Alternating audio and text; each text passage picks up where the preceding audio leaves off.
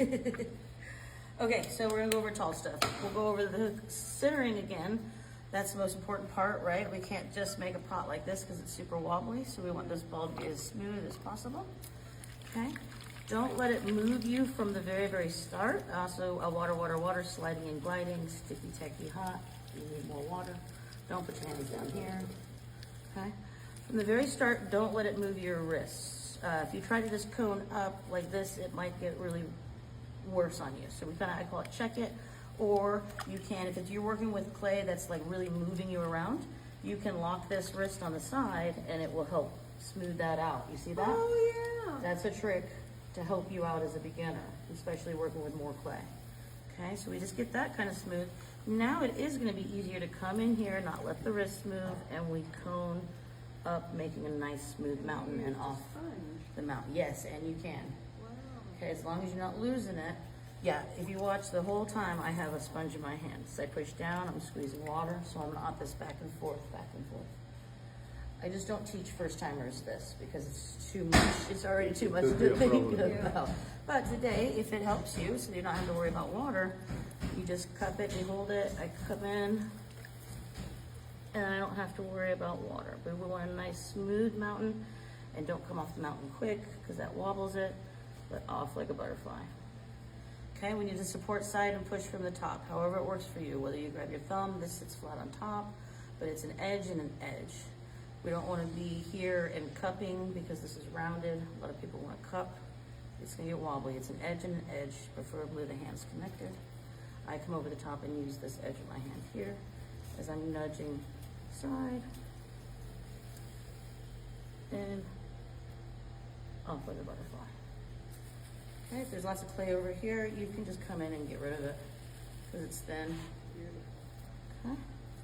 All right, sponge in the hand as well. Ideally, don't hover to do your openings, first opening, second opening, don't hover.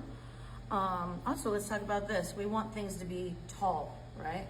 So one, we don't want to drop our mound really, really flat as we're centering because if it's wobbly and you're way down here, it's going to be a struggle getting it back up. Two, we don't want to drop it really, really flat because we don't want a big wide base. We want all this to go up. So when we make taller things, our mound is only maybe yay big, the 3 inches. Okay, so we have a taller mound. Hand rests here, single thumb, sponge in hand, peace fingers on the thumb as you open here. Now you don't have to worry about a dry spot. Okay. Not going all the way down to the bat, but shoot for that 1/2 inch to play it safe. Then the single thumb is gonna pull flat, not up the mountain, but pull flat towards myself or towards my knee. I don't go past the mound. Right now, this opening, I'm not gonna pull flat past here. As I pull, this spreads, but I'm not gonna go past here because if I come way out here, it's gonna flop and I'm gonna lose a lot of clay. So I only go from here, flat, to there. I go any further, you see how that's tucked under? I'm gonna lose all that clay. And in fact, this is really, really wide right now because I still wanna go up with it. And because it's so far out, if I lift and I can't fight the centrifugal force with the outside hand pushing in, it's gonna wanna go out. So before I even lift now, I'm gonna fix it.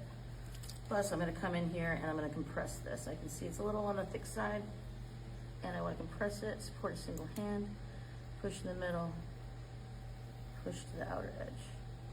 You'll lose clay sometimes doing that. We push in the center and outer edge. That helps compress it so you don't have those little cracks and flattens it. Okay, now before I even lift, I'm gonna bring all this clay in. This is that collaring in. Collaring in is really important when we're making tall stuff because if it flares out, we need to bring it back in. So this is kind of big and hard to get here. I might move, so I might come in the front here because it's so far out. Speed actually helps with collaring in. So I brought it all back in. We don't want it to keep going out. We want to bring it in. Keep it in nice and tight. When it goes out, we don't want to go too far out because if it's too far out, then you can't bring it back in. Okay, now to make tall stuff. I don't know if you remember how you were lifting walls, how we were pinching and lifting walls, if you remember how you were doing it. But know that when we wanna make tall stuff, we actually have to work here at 3 o'clock. The reason is, I can lift here in the front, single hand, two hands, I can lift here, but once it's taller than my hand, I Yeah, can't you're done get, here. you're done. I can lift here, same. If I lift over here, I'm right-handed, oops, sorry baby, I'm right-handed, but if I lift here, then I can become here, and then become here, Oh, to make big tall stuff, Okay. okay? So we go to lift, your first lift can be the biggest lift, you want that nice controlled speed. I have to push in, I can't just let it come out. And also, here it's awkward, because you have to pull in, here it's awkward, besides Same the height, here. yeah, but here I can grab that clay.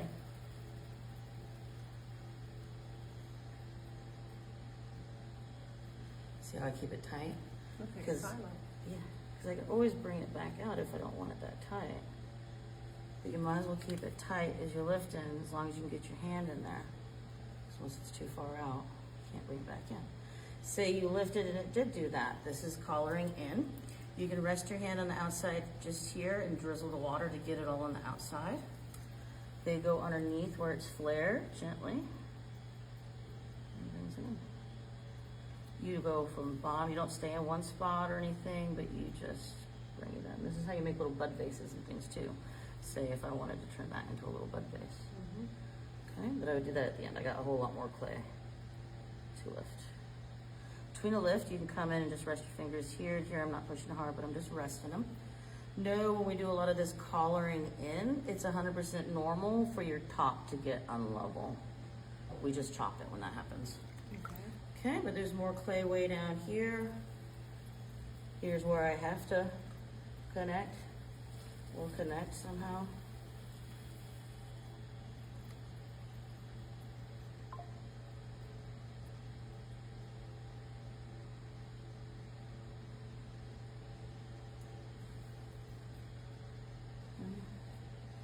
And the moment when I didn't have enough water and it started to wobble, did you see the wobble a little bit? I did. Yes, the worst thing you could do is panic. It just wasn't, yeah. You just try to ride it out.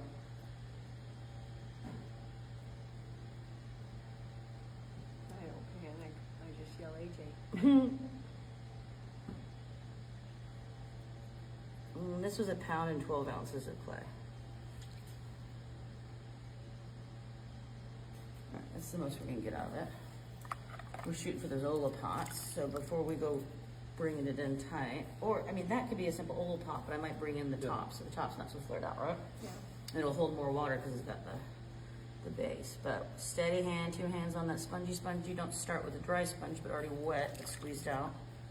And you want to get all that water out. Otherwise, it's going to break down the pot, break down the clay. so that's what you're doing, trying to get the, I'm collecting all the water before I go bringing this in tighter. Again, if I wanted to make a bud vase or something, what I'm about to do would be the same thing that you do. But try and get all the glistening out. There.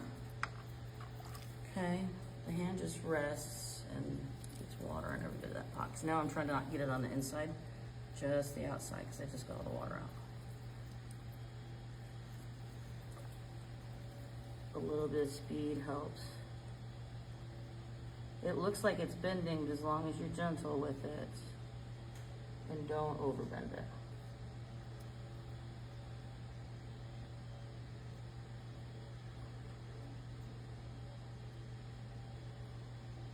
Sometimes too, when you collar in, you can lift some more. You see how my top got unlevel yeah. from collaring in? So then, it's a steady hand and I can help because it's scary. I can find it, I think he's here. My stash of tools. We gotta chop the top. We're gonna take a steady hand, and we're gonna slowly feed this through. You can't just stab it, you'll lose it. You have to slowly feed it through till I feel the needle, and then I'm gonna lift. And it does want to make it bend, that's okay. Oh, normal, it wants to snag.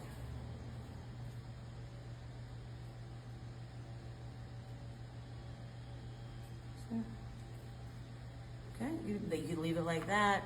I have some clay down here if I wanted to. This is a steady hand.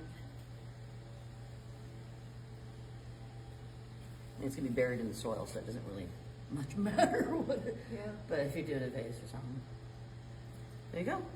And it just needs to go through the first fire. There's no glazing. I mean, if you wanted to decorate with colored clay, you could, or if you wanna make a top for it, we can. That would be some hand building for the tops, but, Cool. just work on tall stuff, no expectations. Maybe the first thing, bowl, Oh. and work it lifting at 3 o'clock. And then it feels good, and then go for tall stuff. Okay. Take your time. When you're lifting walls, you need that medium to slow speed, especially when lifting walls. That speed there. The taller and thinner you get, you can go faster, but the taller and thinner. See the wrinkle here? Yes. It's thin. So if There's I, something thin. yeah, so I stop, because, you know, it's fine. If I keep messing with that, that will rip off. Yeah, it will.